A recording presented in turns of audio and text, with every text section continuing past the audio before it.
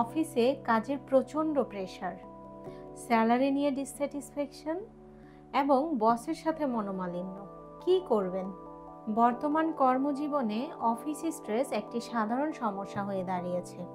Hard ডেডলাইনস, যোগাযোগের ঘাটতি, কর্মদক্ষতায় সমস্যা, ব্যক্তিগত মতপার্থক্য এবং অফিস থেকে প্রশংসা ও স্বীকৃতির অভাব আমাদের কর্মজীবনকে করে তুলছে বিষাদময়।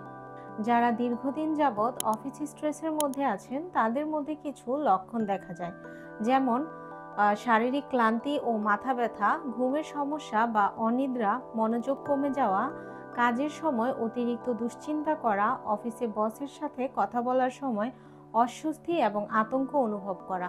এছাড়াও দীর্ঘদিন অফিস স্ট্রেসের ফলে আমাদের ব্যক্তিগত জীবনেও নেতিবাচক প্রভাব পড়ে।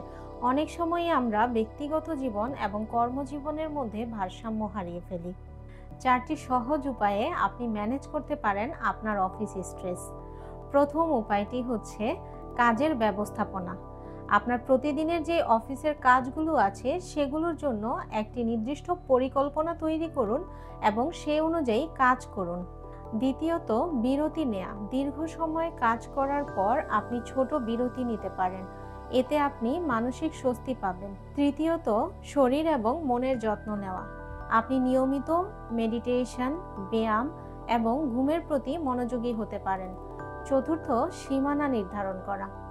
কাজের সময় এবং ব্যক্তিগত সময়ের মধ্যে আমরা একটি সীমানা নির্ধারণ করতে পারি, যাতে আমাদের দুটো জায়গায় ব্যালেন্স পজিশনে থাকে।